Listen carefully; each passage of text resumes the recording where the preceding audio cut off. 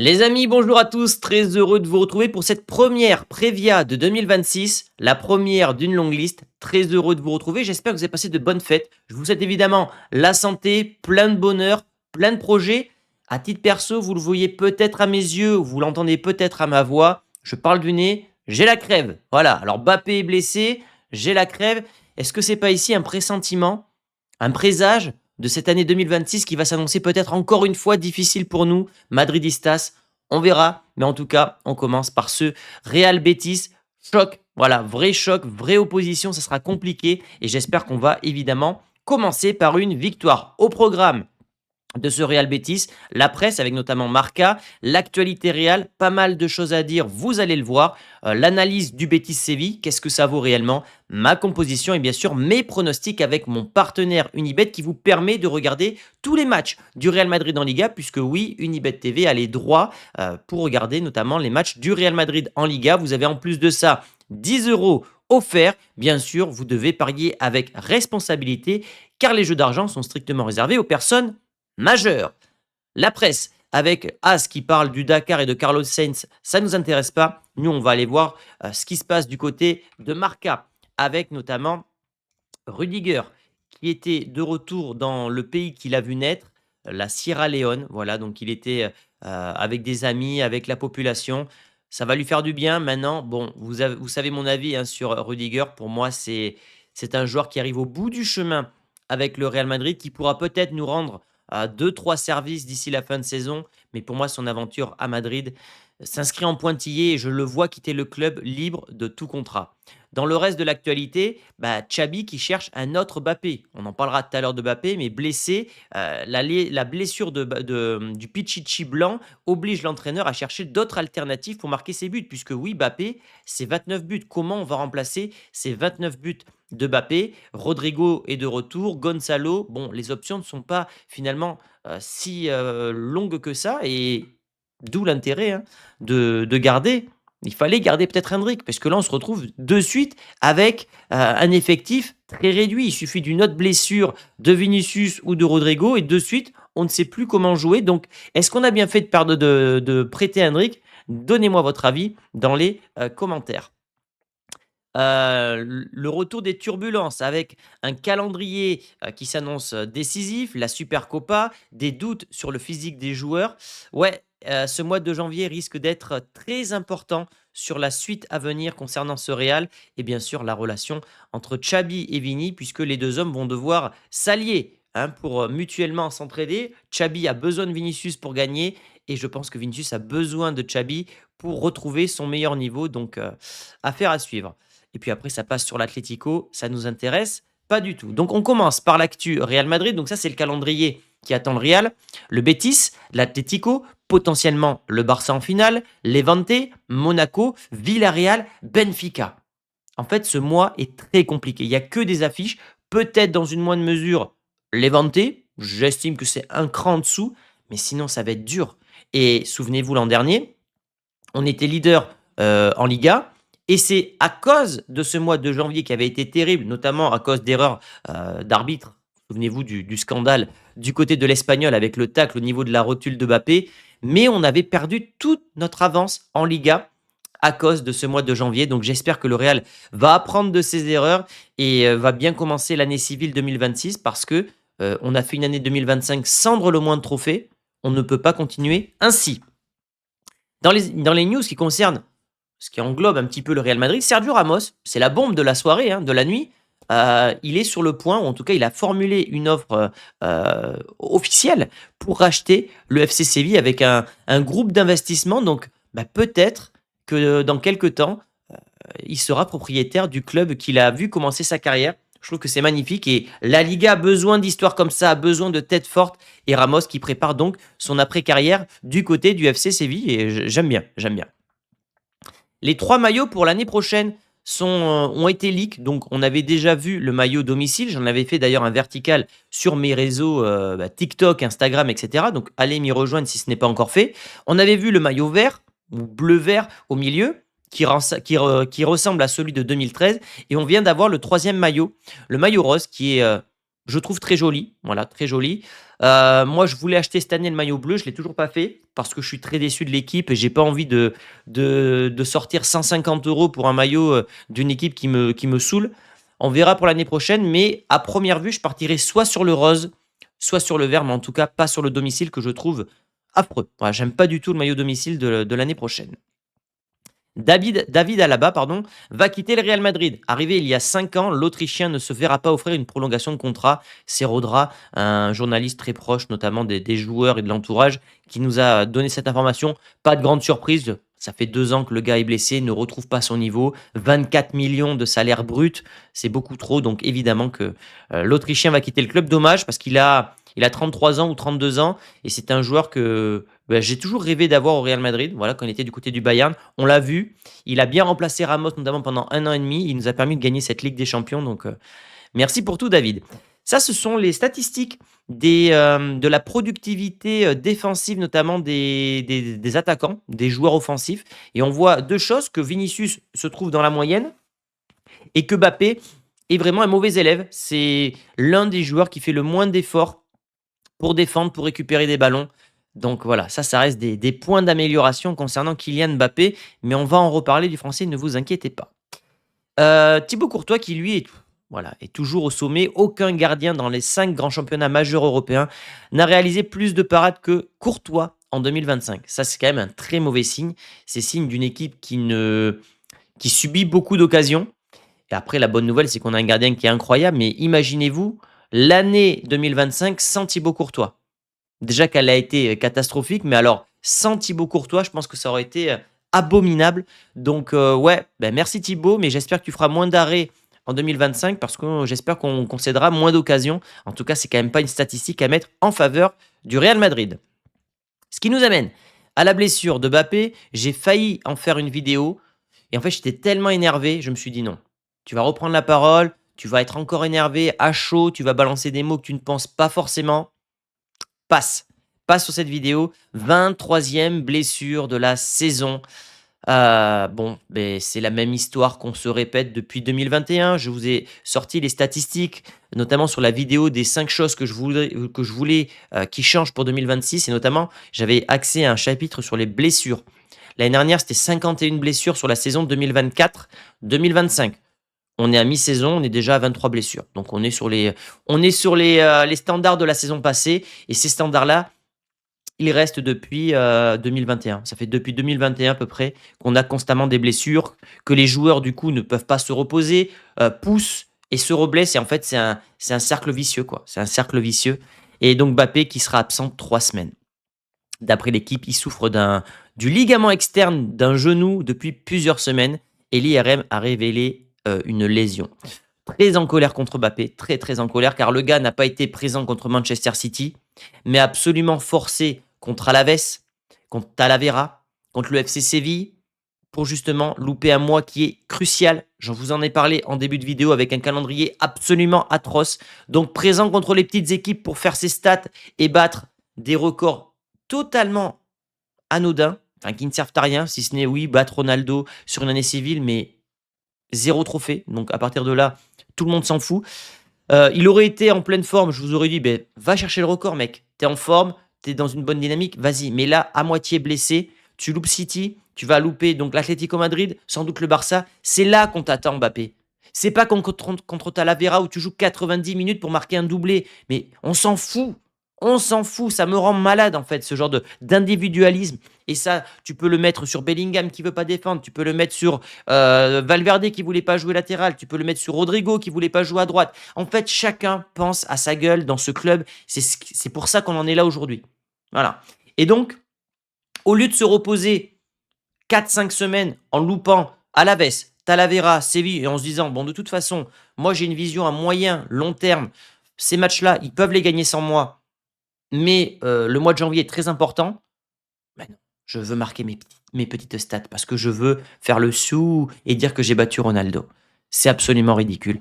Et donc là, voilà, on va louper Mbappé alors qu'on en avait vraiment besoin là de marquer, de gagner des matchs et il sera absent. Donc je lui en veux. Je lui en veux et j'en veux également au club parce que le club, à un moment donné, quand tu sais que ton attaquant est blessé et que tu as des échéances à venir très importantes, L'institution, l'autorité doit intervenir et dire: «Mbappé, tu ne joues pas». Voilà.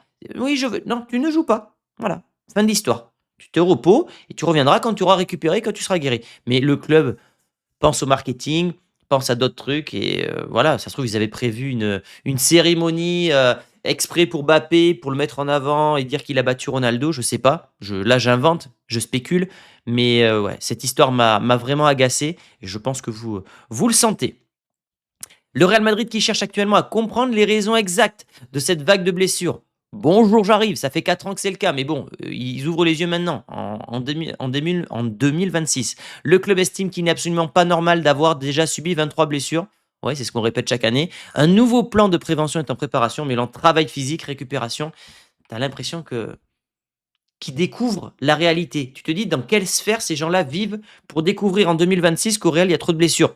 Ça fait 4 ans sur cette chaîne que je vous dis que tous les 3 vidéos, j'annonce des blessures et que je vous dis voilà, on est à 16 blessures, 23, 30, 40 blessures. C'est lunaire en fait. De lire ce genre d'article, c'est absolument lunaire. Les gars ne vivent pas dans la même réalité que nous. Vinicius a donc un coup à jouer. Pour ceux qui ont vu mon mercato, moi j'ai dit qu'il fallait qu'il quitte le club parce qu'il ne prolonge toujours pas, que ça crée une tension en interne, que lui n'est plus focus sur le sportif, mais plus focus sur son contrat. Malheureusement, j'ai la naïveté de croire que ce gars-là peut revenir. J'aime ce gars, j'ai envie qu'il retrouve son niveau et j'espère qu'il va profiter de l'absence de Mbappé pour commencer l'année civile de la meilleure des manières possibles. Souvenez-vous comment Mbappé en 2025 a shifté et passé d'une fin de saison, enfin d'une fin d'année 2024 catastrophique à Bilbao, à Liverpool et était passé en mode, il avait reset en 2025 et avait commencé cette année de la meilleure des manières possibles. J'ai envie de croire que c'est possible également pour Vinicius. Maintenant, il faut qu'il retrouve de la régularité, un très bon niveau de jeu et surtout qu'il signe ce contrat. Voilà. Je pense que du moment qu'il n'aura pas signé le contrat, il y aura toujours cette épée de Damoclès au-dessus de la tête, quelque chose qui lui pèse sans en être vraiment conscient. Et pour moi, il doit prolonger très rapidement. Sinon, fin juin, il devra quitter le club. Voilà, c'est la dure réalité. Les dirigeants sont très impressionnés par le travail d'Arbeloa. Déjà 150 victoires, une philosophie de jeu intense, souvent comparée à celle de Jürgen Klopp. Incroyable, quelle coïncidence qu'on parle de Klopp, Klopp qui a refusé de venir au club. Et une position de plus en plus forte au sein du club. La propagande commence à se mettre en place. On commence à nous vendre le produit Arbeloa. Pourquoi? Parce que d'ici la Supercoupe, il pourrait être intronisé entraîneur du Real Madrid. Voilà, donc on commence la communication autour de l'entraîneur espagnol, parce que Zidane n'a pas voulu revenir, parce que Klopp a décidé de revenir, n'a pas voulu venir. Et donc voilà, on commence à nous vendre le produit Arbeloa, qui est sans doute un excellent entraîneur, qui a ses idées, qui a un fort caractère, mais qui est pour moi trop vert. Voilà, donc j'ai pas envie, parce que là potentiellement, tu perds Xabi Alonso, qui était une carte maîtresse qu'on avait depuis quelques années et qu'on voulait amener au Real Madrid, c'est chose faite, mais tu peux te griller un deuxième entraîneur en l'espace d'une saison. Si Arbeloa, ça ne fonctionne pas, tu fais quoi ensuite? D'où mon choix de José Mourinho à la fin de l'année, parce que je sens qu'il va falloir tout reconstruire. Bon, bref, ça c'est un autre débat. On passe au Betis Séville. Bon, déjà le classement, le Real qui doit gagner puisqu'on a un -4 face au Barça. Le Barça qui s'est imposé du côté de Villarreal, ça n'a pas été une bonne nouvelle pour nous, mais bref, voilà, ils nous ont rattrapé la saison dernière au mois de janvier, il faut qu'on puisse faire de même cette année. Le Betis, attention, 6e et potentiellement, oui, bon, ils seront 6e. 7 victoires, 7 nuls, seulement 3 défaites. Voilà, c'est peu de défaites finalement pour le Betis. Je vais vous montrer un truc, c'est qu'il y a plein de bons joueurs dans cette équipe-là. Alors, je vais essayer de vous zoomer un petit peu. Normalement, vous avez eu le zoom, voilà. Alors, Amrabat sera absent. Il est absent, il est blessé. Non, non, mais non, il est à la CAN, je suis bête. Il y a Anthony, qui est très bon, qui est venu de Manchester United. C'est d'ailleurs la star de cette équipe-là. Il y a Isco, qu'on ne présente plus. Il y a Lo Celso, donc il y a Amrabat. Il y a, qui c'est qu'il y a d'autre? Il y a Firpo, qui était un défenseur du Barça. Il y a le défenseur là, comme il y a Bakambu, il y a Bartra. Bref, cette équipe, il y a plein de talents. Alors, il y a des absents avec la CAN, il y a des blessures avec Isco et Firpo, donc c'est peut-être aussi le bon moment de les taper. Mais vous allez le voir, cette équipe, elle sera compliquée. Elle sera compliquée à jouer parce qu'elle ne perd pas. Elle ne perd pas. Il y a eu cette victoire contre Retafe, il y a seulement cette défaite contre le Barça, 5-3, toujours ce même Barça qui gagne les équipes à l'extérieur, donc ça va gagner à Villarreal, ça va gagner au Betis. Ouais, ce Barça qui est plutôt, costaud et la dernière défaite sinon c'était contre l'Atlético Madrid le 27 octobre. Sinon, c'est que des victoires ou des matchs nuls. Donc oui, certains me diront: «Dès que le niveau s'élève, ça perd» et notamment à domicile. Donc ça, c'est un motif d'espoir pour nous. Mais voilà, ça reste une équipe qui est selon moi compliquée à jouer. Donc comment ils ont joué contre le Barça? Intéressant, ils ont joué en 4-2-3-1 avec Anthony, avec Abdé, avec, Hernandez, Bartra qui était capitaine, OK. Et ce qui m'intéresse, c'est comment ils ont joué à Murcie à l'extérieur. Donc là, on était sur un 4-4-2. Pablo Garcia, Bartra, OK, Cucho Hernandez, Avila. Bon, on est sur un 4-4-2, donc ça va jouer, je pense, en double rideau défensif. Et contre Retafe, on était à nouveau sur un 4-2-3-1. Donc visiblement, une équipe qui joue en 4-2-3-1 à domicile, mais qui, dès lors qu'elle est à l'extérieur, joue avec un double rideau défensif. Et donc, je pense qu'on ne va pas avoir beaucoup d'espace contre nos amis sévillans. Au niveau des confrontations directes, 14 victoires pour le Real, 7 matchs nuls, 5 victoires pour le Betis. Alors, en 2025, ils nous ont battu 2-1, avec notamment un penalty d'Isco. Ok. À domicile, ce qui nous intéresse, c'est qu'on les a battus le 1er septembre 2024, 2-0, doublé de Mbappé, dont un sur penalty. Les dernières confrontations à domicile, 0-0, 2-1, 0-0, 0-0, 0-0. Et en 2019, vous avez gagné. Donc il y a quand même peu de victoires pour le Real hein, à domicile. Est-ce qu'on peut trier à domicile? Voilà. Il y a quand même peu de victoires pour le Real sur les dernières années. Du même 2 défaites ici. 1, 2, 3, 4, 5, 6, 7, 8. Il y a seulement 2 victoires à domicile sur les 8 dernières réceptions du Betis. Ah mince, vous n'avez pas mon truc là, mince. Regardez, vous avez ça. Seulement 2 victoires sur les 8 dernières réceptions. Ce qui est pas beaucoup du tout. C'est un match piège, hein. En plus, tu reviens, de Noël, des fêtes. Historiquement, tu perds toujours des points à ce moment-là. Moi, j'ai toujours souvenir de ces matchs contre Valence, le 4 janvier, qu'on perdait à chaque fois et qui parfois nous plongeait dans une crise ou qui en 2014-2015 avait mis fin à la série de 22 ou 23 victoires consécutives du Real sous Carlo Ancelotti. C'était une défaite à Mestalla parce que ces matchs, après les fêtes, c'est toujours difficile à gérer pour le Real Madrid. On arrive à la compo, les amis, que je vois. Je vois un 4-1-2-1-2, puisque bah, Mbappé n'est pas là. Courtois dans les cages, évidemment. À droite, on n'a pas Carvaral, on n'a pas Trent, ça sera Valverde. Voilà, même s'il ne veut pas jouer, il y jouera. Carreras sera de retour, il a purgé sa suspension. Donc on a déjà 2 latéraux, je trouve, qui vont nous rassurer.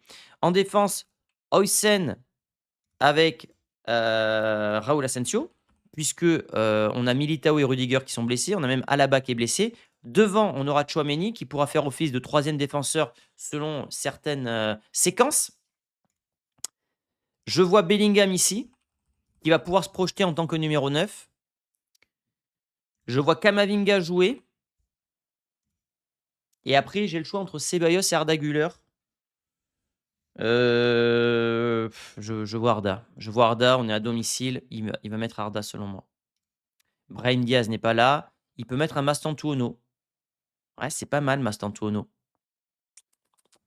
Je vais mettre Mastantuono, finalement. J'ai changé d'avis. Et devant, sans surprise, on a les 2 Brésiliens, Vinicius, Rodrigo. Et un seul remplaçant, donc, qui serait Gonzalo Garcia.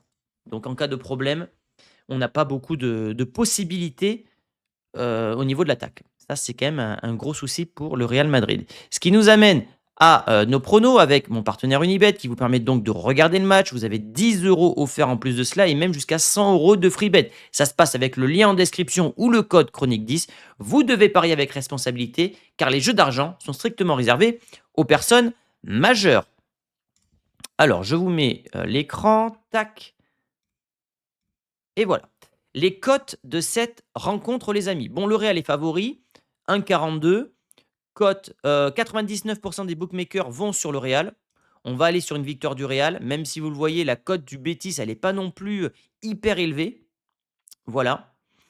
Qu'est-ce qu'on a? Qu'est-ce qu'on nous propose? La but pour les 2 équipes. Oui, Oui, malheureusement, je sens que ce Real va encaisser des buts. Voilà, je sens.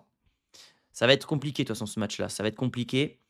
Bon ça m'intéresse pas. On va aller voir le score.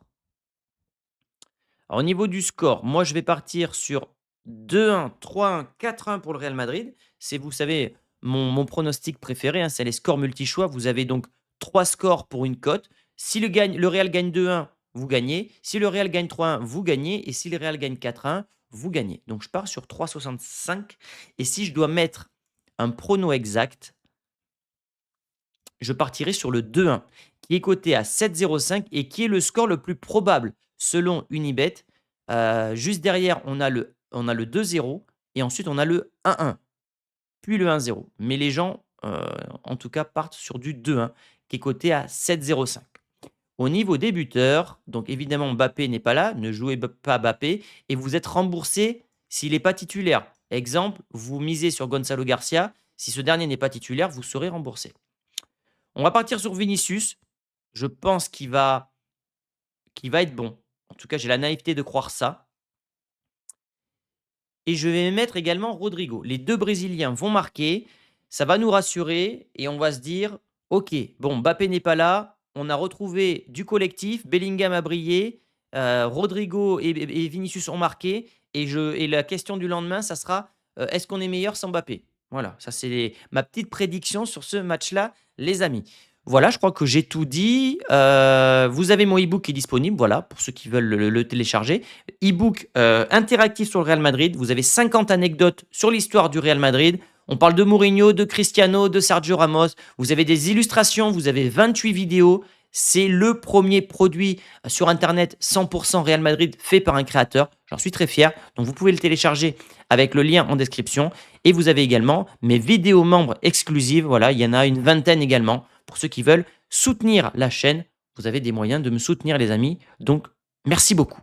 Voilà, je vous dis donc, les amis, à dimanche, sauf bombe demain. Je ferai une vidéo actu s'il y a une bombe demain, voilà. Mais sinon, je vous retrouve dimanche. À l'issue de la rencontre, attention, le match est à 16h15, donc débrief aux alentours de 18h, 18h30. Merci pour la force, les amis. Encore une fois, bonne année et je vous dis à très vite. Bisous. Ciao.